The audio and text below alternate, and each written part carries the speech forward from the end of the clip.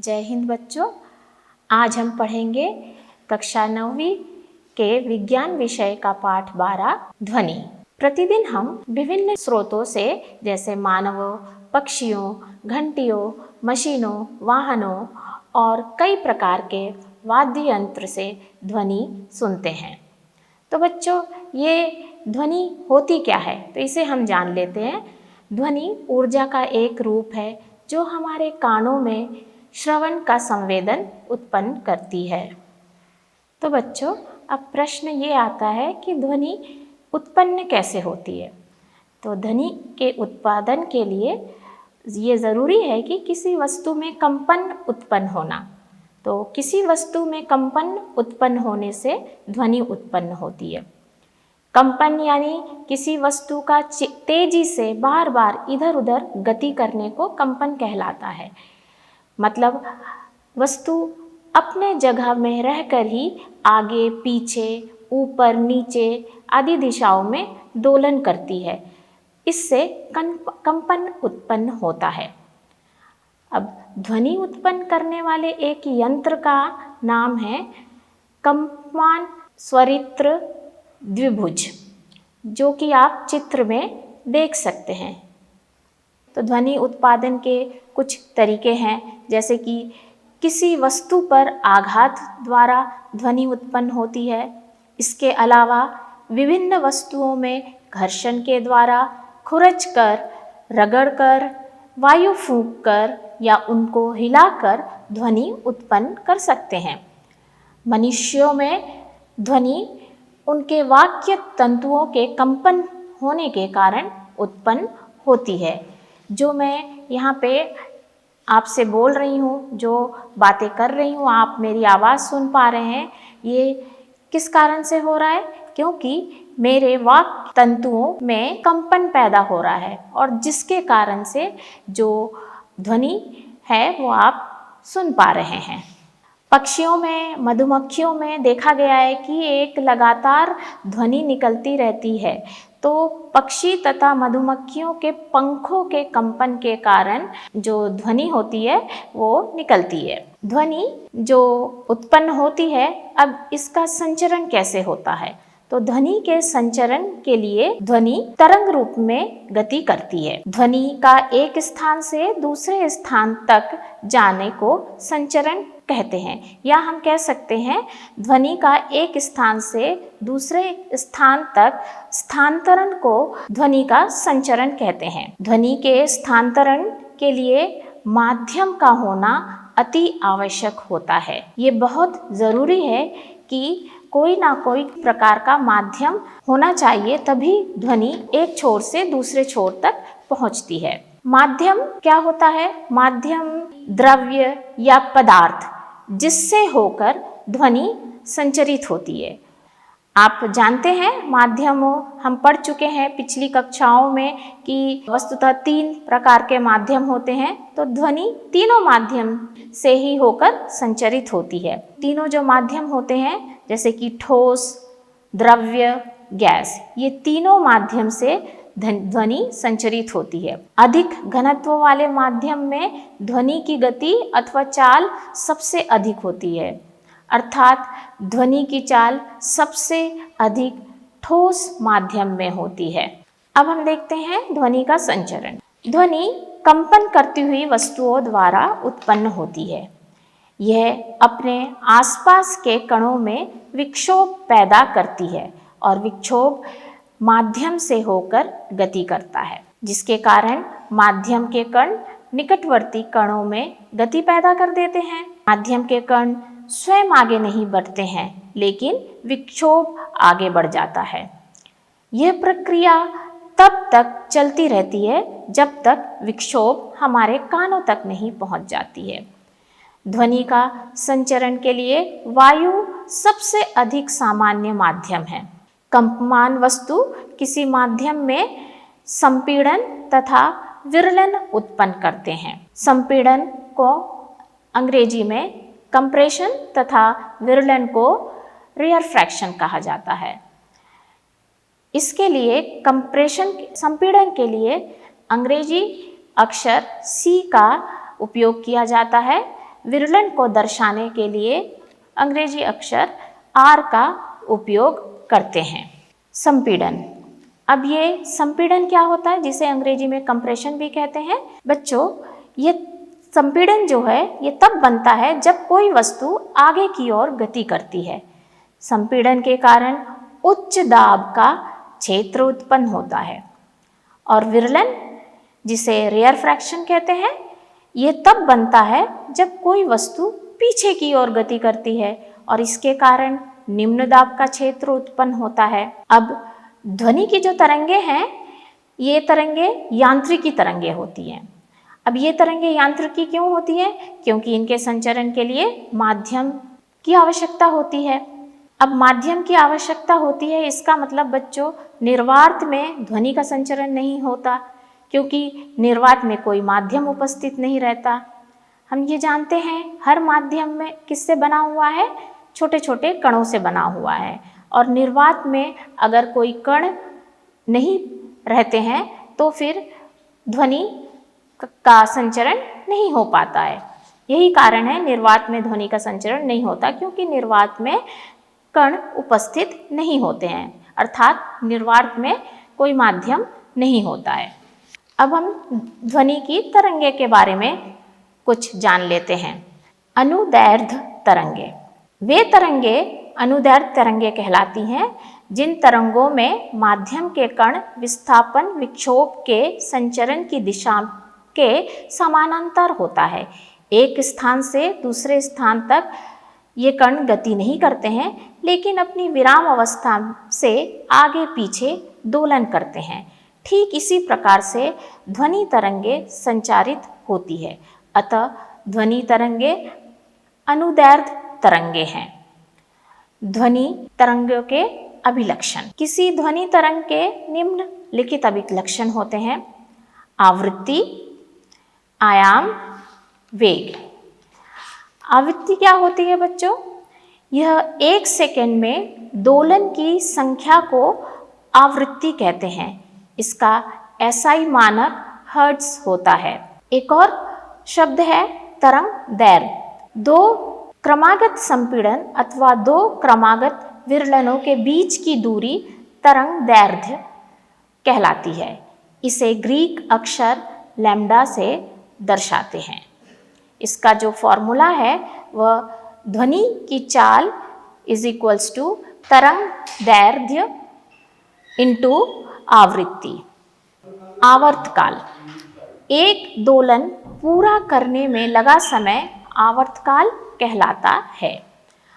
आवृत्ति तथा आवर्तकाल के बीच संबंध को निम्न प्रकार व्यक्त किया जा सकता है: V = 1/T। अब आते हैं हम आयाम को जान लेते हैं। किसी तरंग के संचरण में माध्यम के कणों का संतुलन की स्थिति में अधिकतम विस्थापन आयाम कहलाता है।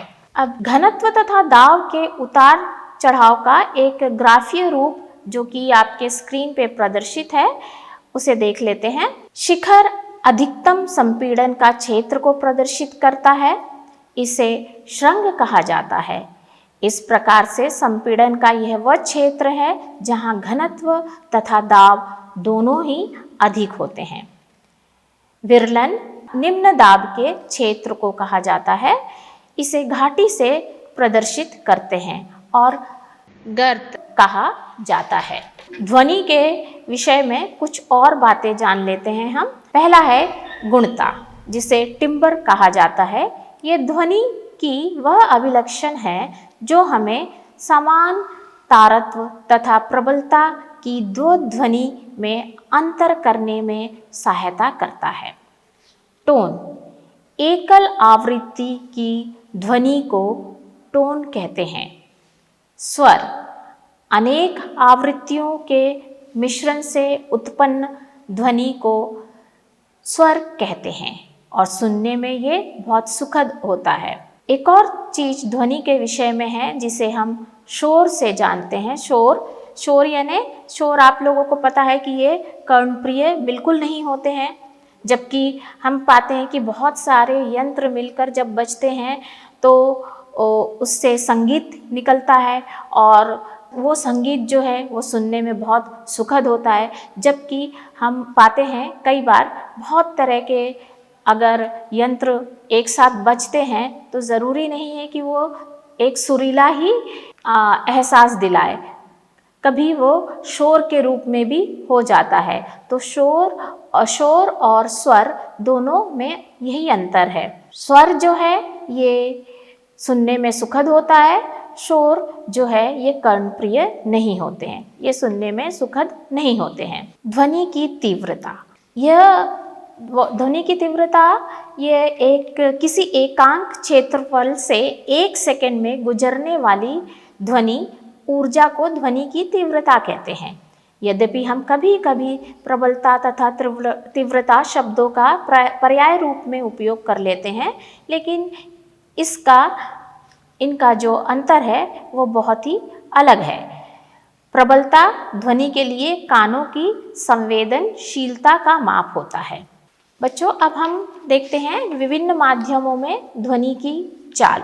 ध्वनि की चाल माध्यम तथा ताप दोनों पर निर्भर करती है। जब हम ठोस से गैसीय अवस्था की ओर जाते हैं तो ध्वनि की चाल कम हो जाती है और माध्यम में ताप बढ़ने पर ध्वनि की चाल बढ़ जाती है। उदाहरण के लिए वायु में ध्वनि की चाल 0 डिग्री सेल्सियस पर 331 मीटर पर सेकंड होता है, जबकि 22 डिग्री सेल्सियस में इसकी ध्वनि की चाल 344 मीटर पर सेकंड होती है। तो हमने देखा कि ध्वनि की जो चाल है वो माध्यम तथा ताप दोनों पर निर्भर करती है। ध्वनि की चाल अलग अलग माध्यम में उसकी चाल अलग अलग होगी, कम या ज़्यादा। उसी तरीके से ताप के बढ़ने या घटने पर ध्वनि की चाल में भी अंतर आ जाता है।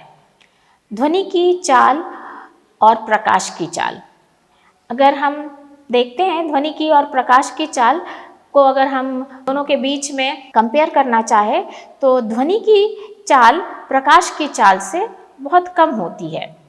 उदाहरण के लिए आप सब लोगों ने ये चीज़ ध्यान तो दिया ही होगा कि जब हम पटाखे फोड़ते हैं या तड़ित का गर्जन सुनते हैं तब हम ये पाते हैं कि ध्वनि का प्रकाश या चमक पहले दिखाई दे जाता है और कुछ देर के बाद ध्वनि सुनाई देती है। तो इसका मतलब जो प्रकाश की चाल है वो ध्वनि की चाल से तेज है, यानी कि ध्वनि की चाल प्रकाश की चाल से बहुत कम होती है।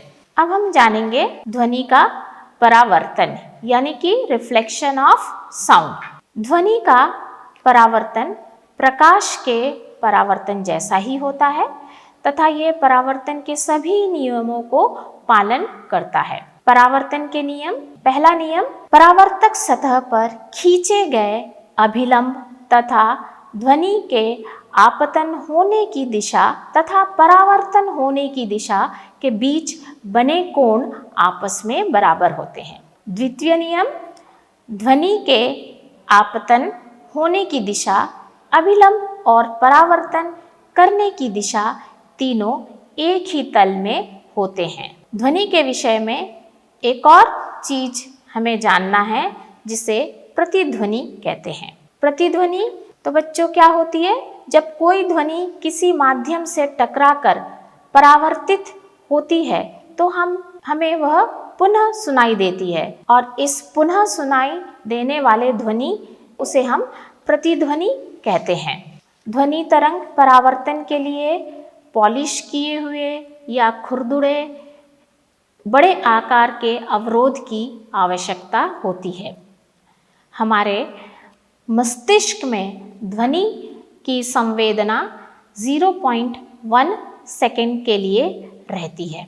प्रथम ध्वनि सुनने के लिए मूल ध्वनि तथा परावर्तित ध्वनि के बीच कम से कम 0.1 सेकंड का समय अंतराल अवश्य होना चाहिए। उदाहरण के लिए यदि 22 डिग्री सेंटीग्रेड पर ध्वनि की चाल 344 मीटर प्रति सेकंड मान ले तो ध्वनि की प्रतिध्वनि वापस श्रोता तक 0.1 सेकंड के पश्चात पहुंचना चाहिए। अतः श्रोता से परावर्तक सतह तक जाने तथा वापस आने में ध्वनि द्वारा तय की गई कुल दूरी कम से कम 34.4 मीटर होना चाहिए। अतः स्पष्ट प्रतिध्वनि सुनने के लिए अवरोधक की ध्वनि स्रोत से न्यूनतम दूरी ध्वनि द्वारा तय की गई कुल दूरी की आधी अर्थात 17.2 मीटर अवश्य होना चाहिए। बादलों के गड़गड़ाहट की ध्वनि कई प्रकार के पृष्ठ जैसे बादलों तथा भूमि से बार बार परावर्तन के फलस्वरूप ही उत्पन्न होती है। ये परावर्तन का एक उदाहरण हम मान सकते हैं। अब हम बच्चों देखेंगे ध्वनि परावर्तन के व्यवहारिक उपयोग। ध्वनि परावर्तन का उपयोग से मेगाफोन या लाउडस्पीकर, हॉर्न तथा शहनाई जैसे वाद्य यंत्र बनाए जाते हैं। आपने देखा होगा इन यंत्रों की नली के आगे का खुला भाग कोन आकार का होता है।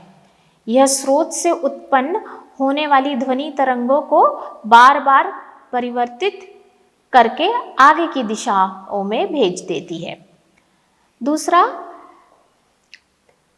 स्टेथोस्कोप एक चिकित्सा यंत्र है जो शरीर के अंदर मुख्यतः फेफड़ों तथा हृदय की धड़कन की ध्वनि बार बार परावर्तन करके डॉक्टर के कानों तक पहुंचाती है। फिर आपने देखा होगा कॉन्सर्ट हॉल, सम्मेलन कक्ष तथा सिनेमा हॉल की छतें जो हैं वो वक्र आकार की बनाई जाती हैं, जिससे कि परावर्तन के पश्चात ध्वनि हॉल के सभी भागों में बराबर पहुंच जाए। इसके बाद हम जानेंगे अनुरणन। किसी बड़े हॉल की दीवारों से ध्वनि का बारंबार परावर्तन होने के कारण ध्वनि निर्बद्ध होता है और इसे अनुरणन कहते हैं। कई बार अनुरणन के कारण ध्वनि साफ सुनाई नहीं देती है और यह अत्यंत अवांछनीय हो जाता है। तो ये ज़रूरी है कि हम अनुरणन को कम करें। तो अनुरणन को कम करने के कुछ तरीके हम जान लेते हैं। अनुरणन को कम करने के लिए सभा भवन की छतों पर तथा दीवारों पर ध्वनि अवशोषण पदार्थों जैसे संपीड़न फाइबर बोर्ड, खुरदुरे, प्लास्टर अथवा पर्दे लगे होते हैं। सिनेमागृहों में आपने देखा होगा या फिर सिनेमागृह हो या सभागृह की जो सीटें होती हैं उनके जो पदार्थों का चुनाव होता है, इनका चुनाव भी ध्वनि अवशोषण के गुणों के आधार पर किया जाता है। ध्वनि श्रव्यता का परिसर। मनुष्य सभी आवृत्ति की ध्वनि को सुन नहीं सकते हैं। मनुष्य तथा विभिन्न जानवरों में ध्वनि की श्रव्यता का परिसर अलग अलग होता है। इसे देखते हुए ध्वनि 3 प्रकार की होती है: अश्रव्य ध्वनि, श्रव्य ध्वनि तथा पराध्वनि। सबसे पहले हम अवश्रव्य ध्वनि के बारे में जान लेते हैं। 20 हर्ट्ज से कम आवृत्ति की ध्वनि को हम अश्रव्य ध्वनि कहते हैं। राइनोसेरस 5 हर्ट्ज तक की आवृत्ति की अवश्रव्य ध्वनि का उपयोग करके संपर्क स्थापित करते हैं। हमने देखा है कि भेल तथा हाथी अवश्रव्य ध्वनि परिसर की ध्वनियाँ उत्पन्न करते हैं। कुछ जंतु जैसे चूहा और सांप जो धरती में रहते हैं, भूकंप के समय परेशान हो जाते हैं। ऐसा इसलिए होता है क्योंकि भूकंप की मुख्य प्रघाती तरंगे से पहले निम्न आवृत्ति की अवश्रव्य ध्वनि उत्पन्न होती है, जो जंतुओं को सावधान कर देती है। अगला हम देखते हैं श्रव्य ध्वनि। जो ध्वनि मनुष्य अपने कानों से सहज सुन सके उसे श्रव्य ध्वनि कहते हैं। इसका परिसर 20 हर्ट्ज से 20 किलोहर्ट्ज होता है या फिर 20,000 हर्ट्ज होता है। मनुष्य इस सीमा से कम की ध्वनि को सुन नहीं सकता है और 20,000 हर्ट्ज के ऊपर की ध्वनि को सहन नहीं कर सकता है। अगला है पराध्वनि। 20,000 हर्ट्ज से अधिक आवृत्ति की ध्वनि को पराध्वनि कहते हैं। डल्फिन, चमगादड़ और पोर्पोइस जैसे जानवर पराध्वनि उत्पन्न करते हैं। कुछ प्रजातियों के शलभों श्रवण यंत्र अत्यंत सुग्राही होते हैं। ये शलभ चमगादड़ों द्वारा उत्पन्न उच्च आवृत्ति की चींची की ध्वनि को सुन सकते हैं। उन्हें अपने आसपास उड़ते हुए चमगादड़ों के बारे में जानकारी मिल जाती है और इस प्रकार से वे स्वयं को पकड़े जाने से बचा पाते हैं। पराध्वनि के अनुप्रयोग यानी कि एप्लीकेशन ऑफ अल्ट्रासाउंड। पराध्वनि को अल्ट्रासाउंड भी कहा जाता है। पराध्वनि प्राय उन भागों को साफ करने में की जाती है जहाँ तक पहुँच पाना बहुत कठिन हो जाता है, जैसे सर्पिलाकार नली, इलेक्ट्रॉनिक पुर्जे इत्यादि। पराध्वनि का दूसरा प्रयोग धातुओं के ब्लॉकों में दरारों का पता लगाने के लिए किया जाता है। तीसरा प्रयोग चिकित्सा क्षेत्र में पराध्वनि, जिसे अल्ट्रासाउंड कहते हैं, का प्रयोग बीमारियों का पता लगाने के लिए किया जाता है। पराध्वनि के उपयोग से सोनार नामक युक्ति से जहाज में समुद्र की गहराई मापने के लिए भी किया जाता है। पराध्वनि में चिकित्सा क्षेत्र में कुछ ज़्यादा ही उपयोग होता है, क्योंकि शरीर में उत्पन्न असामान्यताओं का पता लगाने के लिए, जैसे कि ट्यूमर, पित्त, थैली में पथरी, गुर्दे की पथरी इत्यादि बीमारियों को पता लगाने के लिए पराध्वनि का उपयोग करके इन्हें पता लगाया जा सकता है। थोड़ा सा बच्चों हम सोनार के बारे में जान लेते हैं। सोनार शब्द का पूरा नाम साउंड नेविगेशन एंड रेंजिंग है। सोनार एक ऐसी युक्ति है जिसमें जल में स्थित पिंडों की दूरी, दिशा तथा चाल मापने के लिए पराध्वनि तरंगों का उपयोग किया जाता है।